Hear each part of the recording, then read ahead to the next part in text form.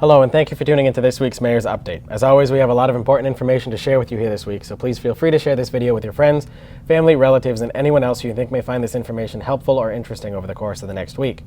However, while the information is just as normal, the location of our Mayor's Update this week is quite different. We are over at the Polish American Citizens Club located at 171 Kendall Pond Road West here in the city of Gardner at our COVID-19 vaccination site.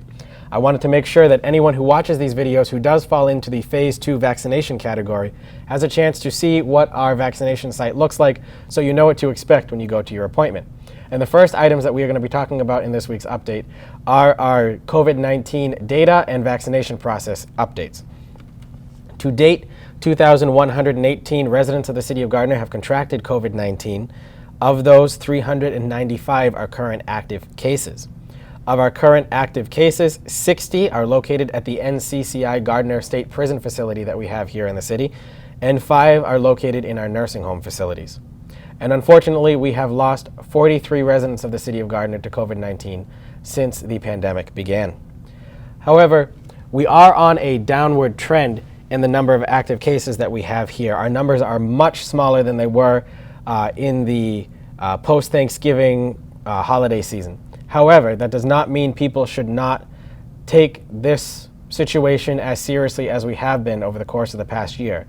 You should continue to wear your mask, follow social distancing guidelines, wash your hands with warm water and soap, and if you do not have access to that, use at least a hand sanitizing solution to make sure that you are doing everything you can to help curb the spread of the virus. Don't be the reason someone gets sick if they don't have to get sick. And there's a certain level of personal responsibility and community responsibility that comes in to all of our roles in this pandemic to be able to get out from underneath this as soon as possible. And while the light is at the end of the tunnel with several thousand doses of the vaccine already being administered here in the city of Gardner, we do still have a lot more to do if we're going to get back to normal. So please continue to do your part to help stop the spread here in the city and watch out for your fellow community members that we have here. On top of that, our vaccine process is going steady. Between our Phase 1 and Phase 2 vaccinations, several thousand doses of the vaccine have already been given out, but please do remember that everyone who gets a dose of the vaccine is required to get a second dose, so those numbers do include that. All of our vaccination clinics, both for our first responders and here at the PACC as well, are regional clinics. Because that is what the state is requiring us to do. We are considered a state vaccination site, so we have to take anyone from the greater Gardner region here. So anyone from Westminster, Ashburnham, Templeton, Winchendon, Hubbardston are all eligible to be vaccinated here, as well as all of those in the Haywood Hospital catch basin. So it is not just Gardner residents. However, we are doing all we can to make sure Gardner residents do have adequate access to the vaccine. So far, in the first week of vaccines here at the PACC, 558 doses were administered. In the second week, around 640 vaccines were distributed as well. Over at the Prospect Street School site where the Community Health Center is utilizing their COVID-19 operations, they were able to give out 300 doses as well, done in conjunction with the Gardner Senior Center. That clinic over at Prospect Street School was put together by our new Senior Center Director, Michael Ellis, and my office as a result of the feedback we got at the COVID-19 information sessions that myself, my aide Colin Smith, and the staff from Representative Zlotnick and Senator Cronin's office heard of those who had a hard time registering for the vaccine because they didn't have access to a computer or the internet. And this was prior to the city's call center being put into operation. So we were able to contact the Community Health Connection and set up a special clinic for those that went to those sessions and told us that they fit that category and get about 300 additional members of the public vaccinated that way as well. So we are moving forward with our vaccine plan. We can only go as fast as the state delivers the vaccine to us, and the state can only go as fast as the federal government delivers the vaccine to them. However, we continue to make sure that anyone who wants a vaccine gets a vaccine as soon as possible within the means that we have. One of the things that I hate about this vaccine process, however, it is a necessary evil, is that we're treating these vaccination events like Springsteen concerts. That when registrations open up, people are waiting by their phones and by their computers for the Ticketmaster gate to open so that they get a registration spot and make sure they get their concert ticket before it sells out. To me, that's not how we should be running healthcare, but it's what we have to do because of the limited number of vaccine doses that we have available as compared to the high number of people who want to be vaccinated. So we'll do everything we can, as we have been doing. If you don't have access to a computer and you're watching this video on GETV, or you're hearing this information from one of your friends, family, relatives, and anyone else who thought you would find this information helpful or interesting over the course of the coming week, please do contact our call center. The number for that, once again, is 978-630-8304, and one of our operators will be able to register you for the vaccine over the phone. From here on out, for every time we have a city-sponsored vaccination event here at the PACC, 25% of all appointments will be reserved for those who need to call over the phone. We want to make sure that if you want a vaccine, no financial barriers or internet barriers stop you from getting an appointment. We also want to make sure no language barriers interfere with that as well.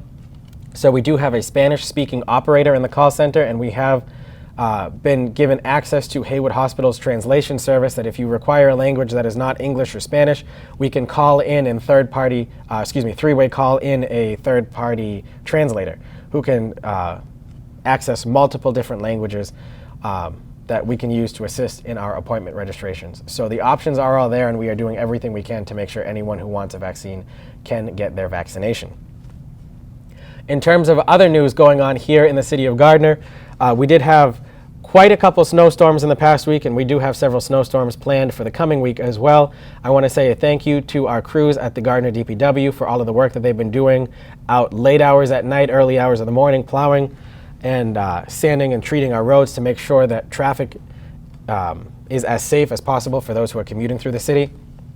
I also want to thank them for the time they took to go through the downtown area and the South Gardner Square, removing the snow bankings from the edges of the sidewalk to make sure that our businesses had access, especially with the Valentine's Day weekend that we have coming up. This is something that is a community get-together for this. We are the city supporting our local businesses supporting those who are in the area looking to purchase items for their family or just find a way to give back to the community, particularly with the local businesses' help with our vaccination clinics and sponsoring those and providing food for our volunteers. It truly has been a full community partnership throughout this pandemic, vaccine-related or not. And while clearing snows from the edges of the sidewalk may not seem as if it fits into that category, it all falls in together. We understand at the city side that we had a very tough year for our small businesses this past year with the COVID-19 closures and the road work that was done in the downtown. So this is just something we're trying to do on the city side to make sure that we can help boost business this year for our downtown businesses and our South Gardner businesses who lost so much time last year. And we'll continue to do that as much as we can within the means that we have available to us. This past week, the school committee voted to officially set the school calendar for the 2021-2022 school year, and that is available on their website, www.gardnerk12.org. The governor has lifted the restrictions of certain businesses not being able to be open past 9:30 p.m. All the information on what businesses fall into the categories that are now open to be later can be found on www.mass.gov/COVID-19, the state's official COVID-19 pandemic website, where you can find information on the vaccination process, the gathering orders, all of the governor's executive orders, and all other information concerning COVID-19 here and our response in the Commonwealth of Massachusetts. With that said, too, Governor Baker did increase eligibility for COVID vaccines in the Commonwealth to allow for those who are caregivers of those that are currently eligible in either phase 1 or the 75 plus age category, as well as spouses of those who are currently eligible in phase 1 or the 75 plus age category as well. Since one member of that family is already being vaccinated, they are allowing the other member of the family to be vaccinated as well. Appointments for those members of the population will be able to be made beginning on Thursday, February 11th. and we will have appointments available to that section of the population at all of our vaccination events from here on out. Now, to end with our vaccine process, again, since we are at our vaccination site, I want to make it clear that we are doing all we can to have our vaccination events on a regular basis. However, as I said before, our ability to hold a vaccine clinic is dependent on when we get the vaccines from the Commonwealth, which again is dependent on when the Commonwealth gets it from the federal government. Our plan preliminarily now in the city of Gardner is that every Tuesday and Thursday we will be holding vaccine clinics here at the PACC. However, when registration opens for these events, we will continue to do what we have done in the past with posts on our social media and website, as well as a one call going out to our residents. Rather than announcing a regular schedule for registration, we can't do that because our registration depends on when the vaccine gets delivered. So while we are doing all we can, please be patient with us. I understand it's causing many people to be anxious about whether or not they'll get an appointment and when they'll get an appointment, but everyone who wants a vaccine will get a vaccine. This whole year has been a very trying time for everyone in this community. No matter what age group, no matter what demographic you're in, no matter what work field you're in or how old you are, the pandemic has changed about every aspect of our daily lives as we knew it before. So we are doing everything we can to make sure this process is as easy and streamlined as possible for people. But please do everything you can to try to relax yourself as well. Several people have been calling City Hall concerned not just about the fact that they may not have been able to get a vaccine appointment yet, or that they may be not be eligible to receive the vaccine yet, but that it's causing them to be extra anxious and it's affecting their own mental health at that point. And every time we film one of these mayor's updates, I always end with keep track of your own mental and physical health and do something to get your mind off of the craziness of the world right now. And that cannot be more relevant than it is right now. Yes, the appointments are limited, and yes, this is still all you're hearing on the news, and cases in some places are rising and others are going down, and it's just confusing, and the orders are changing, and a new executive order is signed, and this regulation was put in place. Just take a second to sit down and take a breath, and while it's cold outside and you may not be able to go for a walk in all cases, sit down, have a cup of coffee, a cup of hot chocolate, relax, watch a movie, do a puzzle, do something to help yourself get at ease so that you don't affect your mental health in a negative way because of everything else that's going on in the world. We want to make sure that our health system stays as free as possible so that if we do have another spike in COVID-19, they have the capacity to deal with that, rather than not only dealing with a massive pandemic, but also dealing with other health issues as well. So please follow all of the guidelines that are put in place, and please find a way to relax. And we'll get through this together. We've shown that already for the past almost year, and we'll continue to show it until we get through our vaccine process and get to the other side of all of this when we reach that light at the end of the tunnel. But until we speak again, please do everything I just said and try to find some way to get outside and enjoy what we have to offer here in the city and in our region and some other places. Look out for yourself, look out for your neighbors and everyone around you.